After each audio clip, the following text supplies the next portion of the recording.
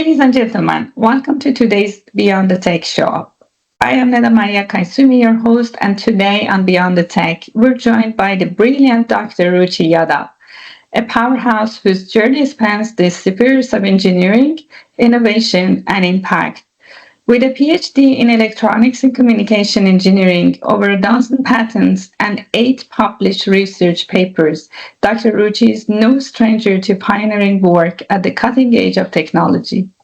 Her path has taken her from academia to industry, and today she serves as integration consultant at Avella AS, recognized as integration expert in Norway. Dr. Ruchi's expertise doesn't stop here. She is also a multiple champion at IBM, Microsoft MVP, and Amazon community builder, and a passionate advocate for equitable tech ecosystem. In 2024, she was named as one of the top 50 women in tech in Norway. This year, she is the finalist for the Oda Techie Awards and serves as a jury member at the Nordic Women in Tech Awards, where she was previously a finalist for Rising Star of the Year. If that wasn't impressive enough, she's also a CEO of Gita AS, a company committed to uplifting underrepresented communities across Nordic. Welcome to the show, Dr. Ruchi. Thank you so much, Neda. Thank you so much for such a kind introduction. I'm truly excited to be here. It is always an honor to share not just what I do, but why I do it, and especially on a platform like this, beyond that surface of tech, and dives into the real human stories behind innovation. I'm really looking forward to this conversation and really grateful for the opportunity to connect and to reflect and hopefully inspire a few bold career pivots along the way. And really excited, looking forward to it. Sure, thank you. Let's start from the beginning. You began your career in medicine. What inspired your transition from being a doctor to working in integration? That's really an interesting question, and I really love to answer it and how even I found my path. So the transition, it just wasn't a detour for me. It was more a convergence because as a doctor in PhD, I was working with a medical condition called epileptic seizure, epilepsy, and I was trained to diagnose and treat the individual patients who are suffering from this, understand their medical condition, why does it happen, and even in the current scenario, we don't have any medical cure for this type of disease, and we don't know how does that occur, what is the occurrence of that. But over the time I became fascinated with the systems, and that is when I had an amalgamation of both electronics and computer science and the medical field by understanding how epilepsy having the connection with the nervous neurological diseases. And then I became really fascinated with the systems that were behind the scenes, the data, the process, the technology that connects everything. I saw how fragmented the systems were, and how fragmented was the care, because there was nothing that was more organized. We had devices, then we have the patients, and then we did the manual calculations. There was nothing that could automate. And now I'm talking back in 2018. Of course, now the things have more got influenced by AI, and we are using it actively even in healthcare and like every field, name it, and we are using AI for that. And that curiosity pulled me toward integration. I realized that by working on the back end infrastructure, how systems actually talk to each other, I could impact not just one patient at a time or one person who is suffering for that, but the whole entire population. So integration gave me a new operation table, and data became my diagnostic tool. And I did not leave medicine, I just expanded it through the reach of tech. So now I work as an integration consultant with the company Avella. So right now we focus on solving the complex problem that our customers have, and make integration health anchored, then Norwegian, making it simple. Thank you for sharing that. It's so inspiring. You had a heart for people starting with medicine, and you still had a heart for people to do something for the future generation. I think that's amazing. So let's start with, what was the turning point that led you to pursue PhD in electronics and communication engineering at the Sharda University? I googled that. Actually, that's one of the best private universities in Delhi. And how did that experience shared your perspective on tech? So the decision of pursuing PhD at Chada University in India was my way in actually going deeper into the anatomy of technology. So before that, I've done my master's in electronics and communications. So I had this really core of my heart for the hardware devices. But then when I went to this, so there was my professor. We were discussing about, for example, for which research topic do I choose in electronics, and there was an incident that happened. The university doesn't just have like the academic background, but it also has their own hospital. They have their own architectural building, so it is like multidisciplinary sort of university. And we were going to the hospital, and that is when I came across one of the incident. Like there was a person who just shouldn't be saying that, but like just died on the spot by having this epilepsy. And back then I just heard about the term epilepsy, but wasn't familiar with the fatal things that could actually happen because of this. And when I saw that, and I just came and discussed it with my professor, with my father, that okay, this is something that happened, and it really shook me. And I really want to do, though I don't have the medical background, but I really want to do something. I did some research. I just discussed it with my father, with my parents, and told them that I don't know how this divergence is going to happen. I'm maybe good with the electronics part, with the devices and everything, but maybe not super comfortable. But luckily we had doctors in the university with whom I could sit, we could understand the whole term, and then just went to my professor. And that is when this journey begins. So it just started with me being at that place, feeling that okay, something like this could happen. A person who is perfectly healthy, and the next moment he's no more with us. So that really actually shook me. So that is when I started my journey, and it wasn't just about like circuit boards and signal theory.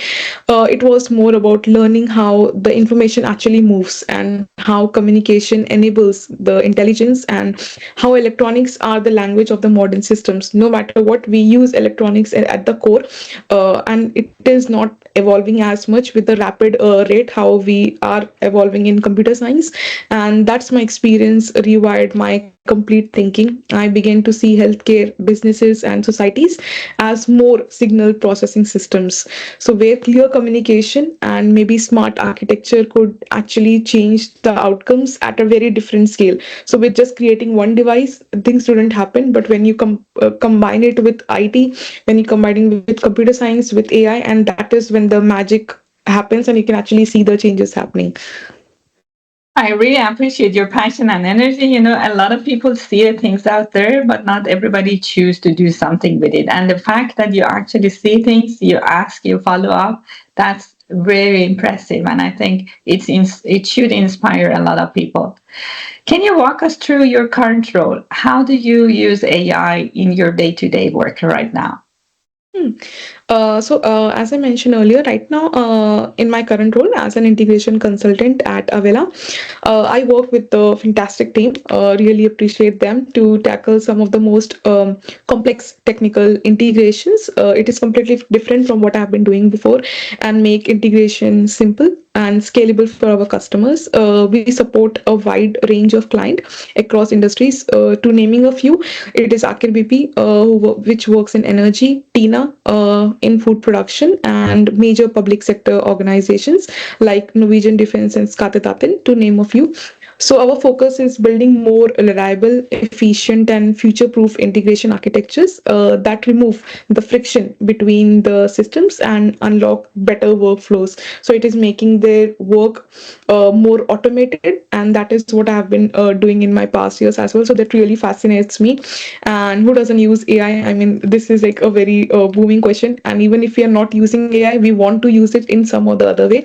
So while I'm not training the models in day-to-day basis, we basically use tools like Claude, GitHub, Copilot definitely to support our work, to accelerate the documentation, to make the debugging process easy, and even formulating the architectural brainstorming work. And at the end of the day, it is about solving the real-time problems for the real organizations, and doing with utmost clarity, precision, and the collaboration. Thank you. That was an excellent example of how AI can be used, because when I go out and talk to people, a lot of people think that AI is only Gen AI, but you had an extremely good example that I hope that people can benefit. What has been the most exciting or impactful AI project you've worked so far? This is really an interesting question. There has been a couple of projects that I've worked on, but the one that is really close to my heart and one that I really like to share in a way that it could inspire people, because even like a small change can actually mean a lot. So one of the most meaningful projects that I've worked is again like focus on detecting the epilepsy at a very pre-incidental stage before that happens, understanding the criticality of it, that critical window just before the seizure actually begins to happen. And the goal was to develop a system that could actually recognize the subtle and the non-linear patterns in the EEG data that precede a seizure, and allowing for early alerts and timely intervention. Because once the only cure that we can do for right now for the epileptic patients is to provide them the better facility and make sure that they're in a much comfortable posture and condition before the seizure happens. And we use the signal processing. That is what I've been using back then, using signal processing and pattern recognition techniques to analyze the large volumes of neurological data that could actually take weeks and months for a doctor to actually focus on one patient. But now that can be done with the help of AI. So that is really revolutionary in at least the medical field, and to identify the pre-icetal makers with very high sensitivity. So the project was technically challenging but deeply, of course, fulfilling, because the outcome wasn't just academic. It had a real potential to improve the quality of life for people with epilepsy. And it taught me more about the power of interdisciplinary work, because medicine was something that I haven't been an expert in. But having the collaboration of medicine, engineering, data science coming together to do something that is very genuinely impactful, and that experience continues to shape how I approach every problem, human first, data backed with the purpose, and that I think makes a perfect recipe that I can contribute to. Absolutely. And you summarized whatever I had in mind about the AI very beautifully.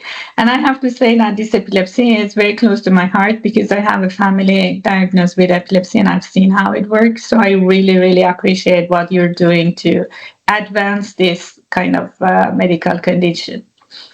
AI is evolving rapidly. And what do you see as the biggest opportunity or shift in AI that professionals should be paying attention to?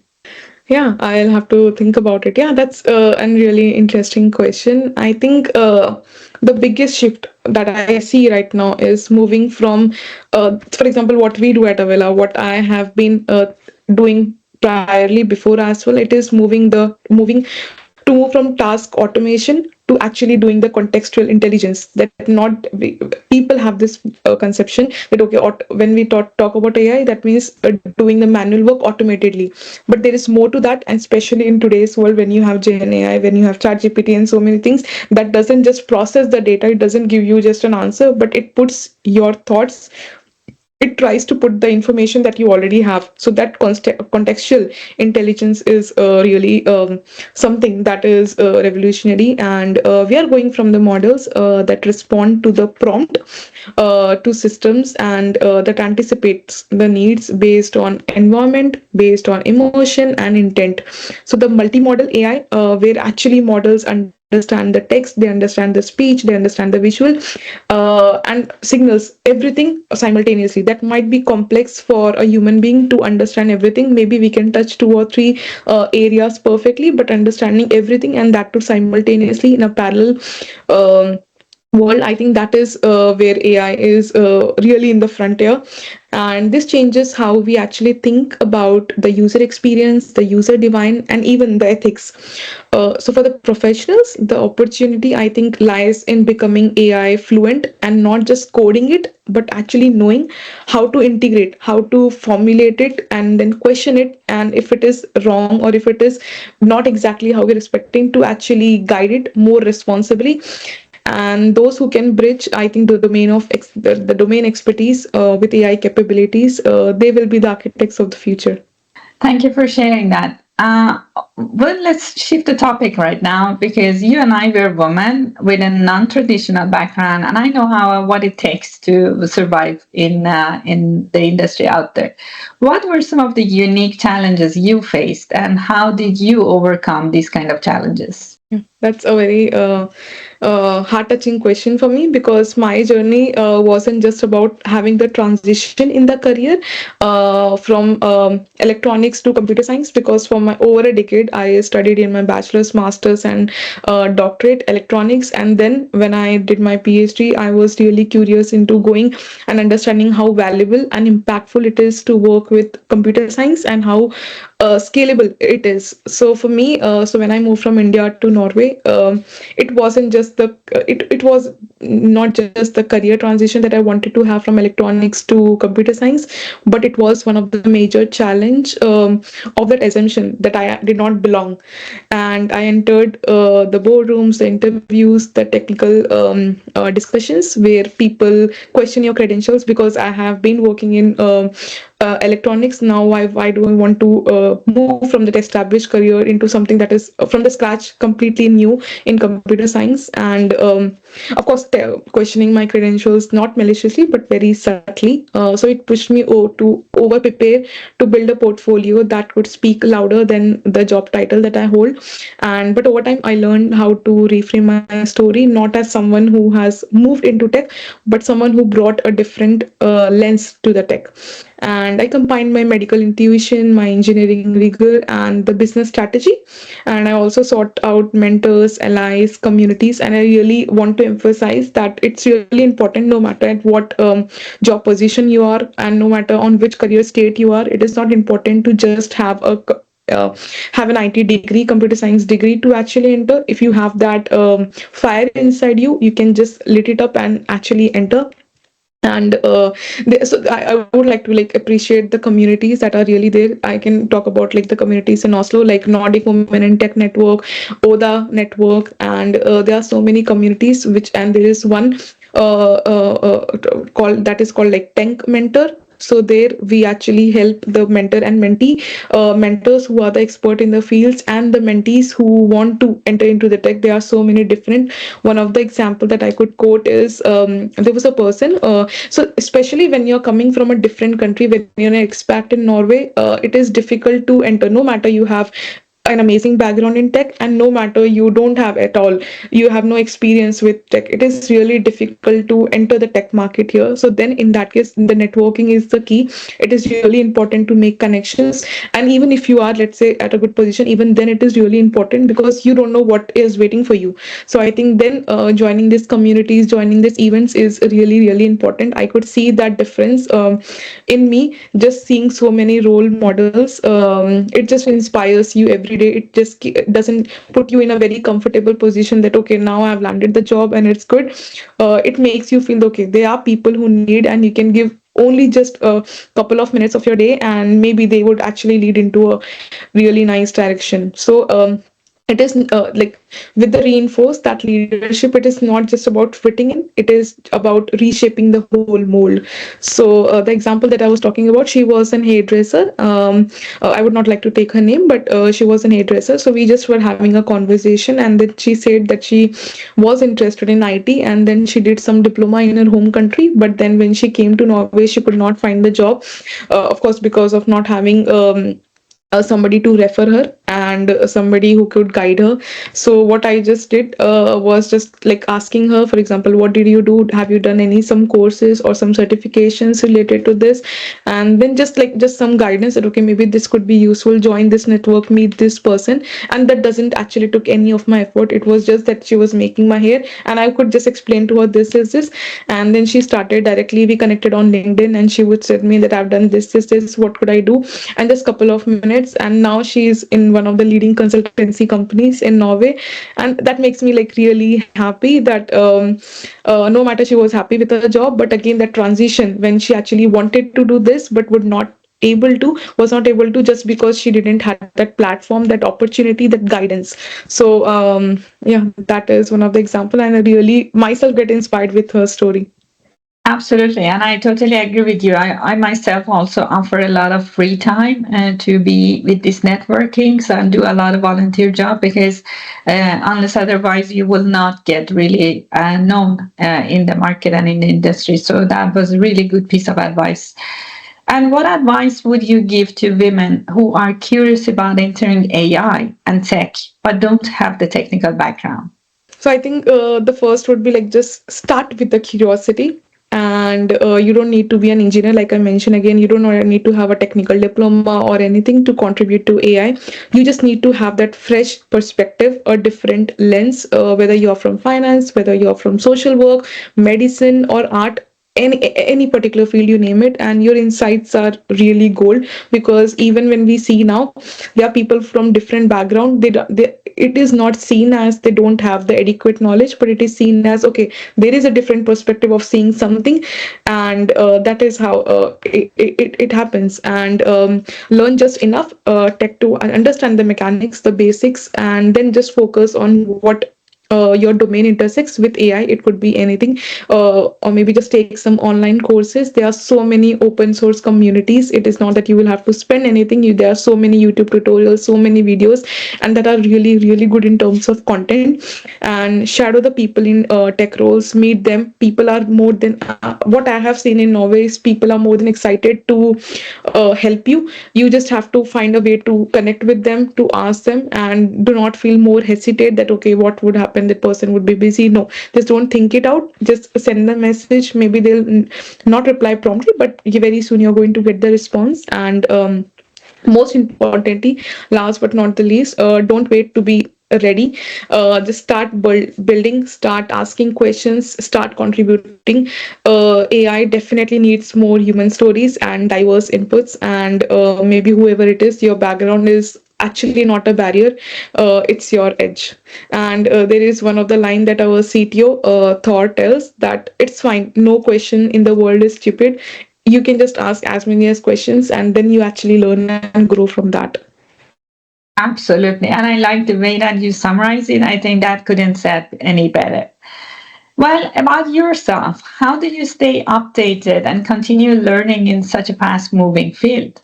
So for me, I have particularly been slightly active on the social media to understand what is the trend, how is the market going, how are the companies changing, and especially with the US and the condition that is going on currently. There are so many things that are happening at such a faster pace.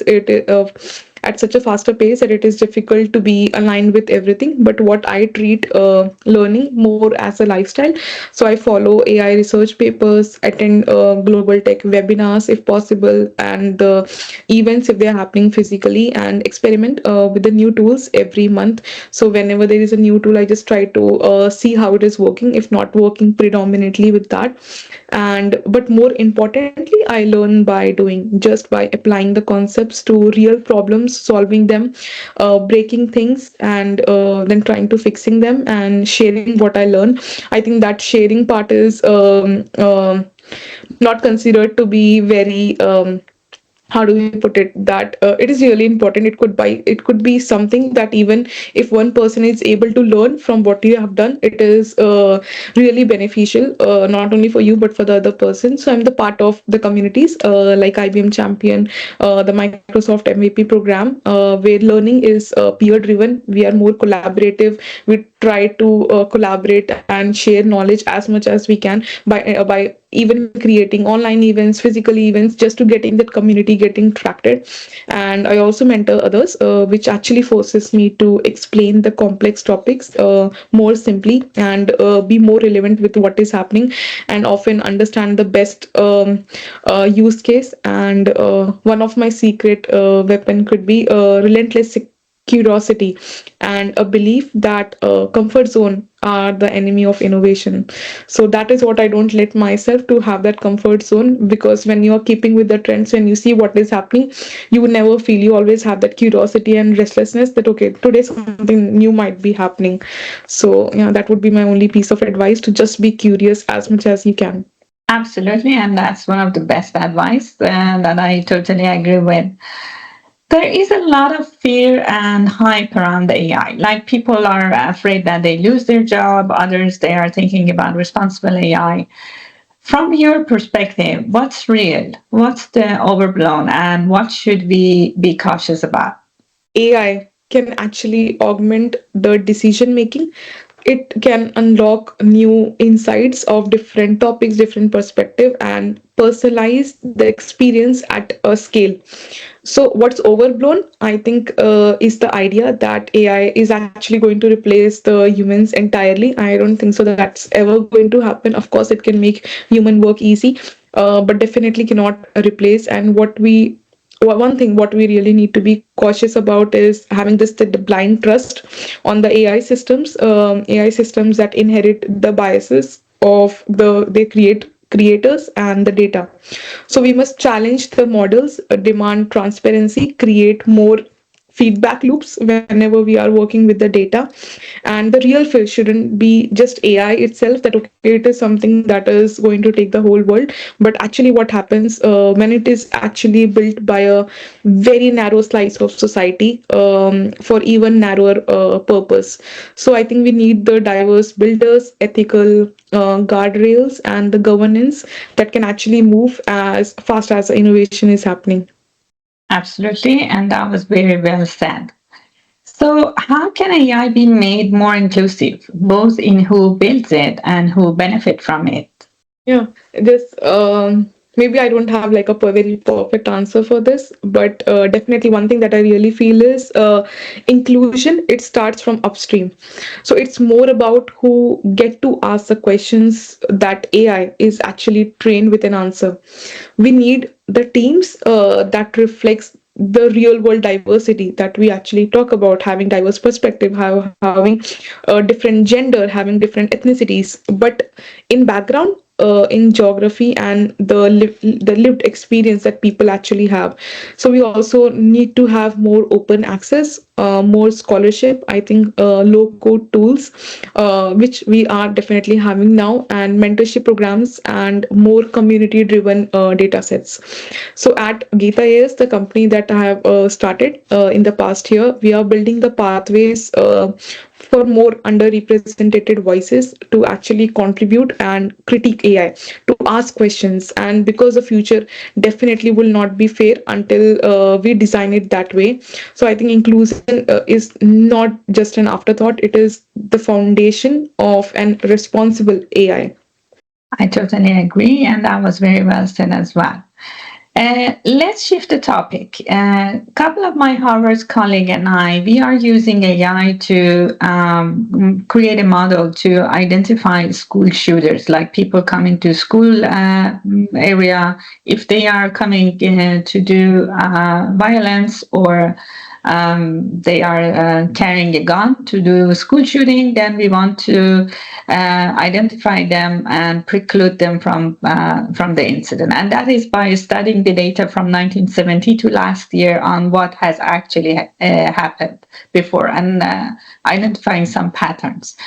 And what advice do you have on this kind of AI model, and what do you think we should do?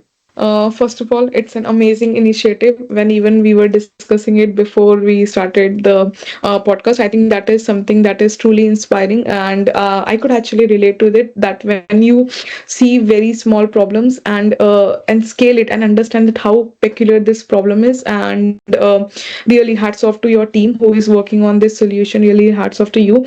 I think it's really something that maybe if you would have asked 10 years ago this could be a problem, no, but in the recent events that we have been seeing that this is happening and such a huge scale, there is no concrete reasons that why this actually happened. I think this is an amazing initiative to actually debug this problem. And even like I mentioned, even when I started with epilepsy, it wasn't a very big problem. It just was okay, there is an epilepsy, they are really small people don't understand the ground reality of the situation until and unless it hits their near and dear ones. Then you understand how critical the problem is.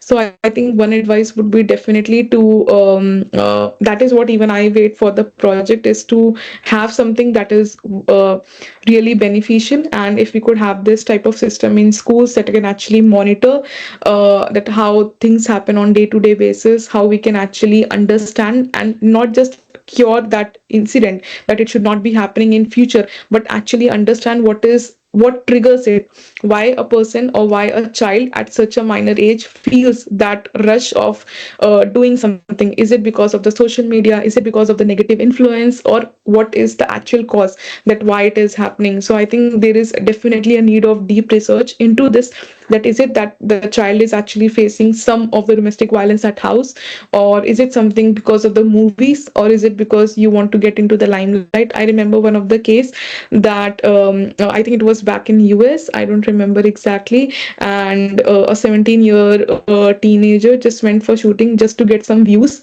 And not just that, there was one of the incident in India as well. It sounds to be so lame. A child, I think he was like around, he was an adolescent of 16 years. It was back in Bombay. And he was going in the cab, and he okay, so the cab driver didn't knew, he just pick up the child from the place, and he just had this video, YouTube video going on. So it was more like a live video, and he just took out the blade, the child, and just killed the cab driver in a real video just to get some views. So this is something that is really painful, that why. And when he was actually took into the juvenile jail and asked, okay, what triggered you and what, so it was mostly because of the views, and he was not having anything joyful that was giving him the adrenaline rush, and that is why he did. And it is like so lame, it is so tough to see something like this, that people, and not just people, like children are going to that stage that they mentally feel this pressure to be relevant in the today's time, and having social media influence. And so I think this problem needs to be studied even at the core. It's really amazing to have the initiative that you're working at Harvard, but at the same time it is really important that why this actually is happening, what is the mental condition that is actually triggering such incidents to actually happen and cost so many people lives aimlessly. There is nothing out of it. Absolutely. And thank you for sharing those examples. These exactly those examples that started to touch my heart. And I just said, I'm in a tech industry, so I have to do something with it. Okay, let's get back to my favorite question in this show. And that is, if you had unlimited resources, time, funding, and people around you, what AI project or problem would you pursue? Yeah, that's a really interesting question. I think I would like to build a global AI platform that maps the health inequities in the real time, because that is something that I've been really passionate about. And it would actually integrate the public health data, the socioeconomic indicators, and the local knowledge and predictive analytics to actually identify where the interventions are needed the most, because before the crisis actually hits. And think of it as an AI in an early warning system with the most vulnerable populations. So it could not only just empower the governments, the non-profits, and the citizens alike. I think with the right type of people, this platform can actually redefine how we approach equity, just not as charity or but more as an algorithmic responsibility. So I think that is one of the dream, that tech that doesn't just scale profit, but the compassion, the empathy into the real life. That was amazing. And I hope those investors who are listening to this show come back to you and follow up your dream. Well, last but not least, what does Beyond the Tech mean to you personally? And where do you see your journey going from here? For me personally, it is more looking past the code to the consequences. It's more about remembering that technology is never neutral. It either reinforces or reimagines the world.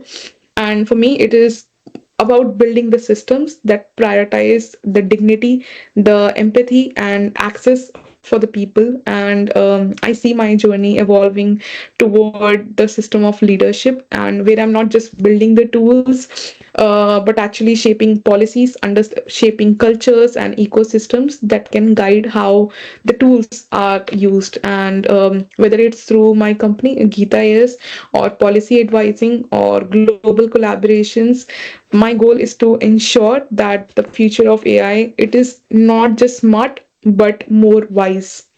Thank you. And that was very well said at the end of the show. I really enjoyed. Thank you for this conversation, Dr. Ruchi. It has been really a pleasure to have you on the show. And ladies and gentlemen, our dear Dr. Ruchi. Thank Thank you so you. much, Neda. It was really pleasure having the conversation with you. Thank you so much. It was a great opportunity for me.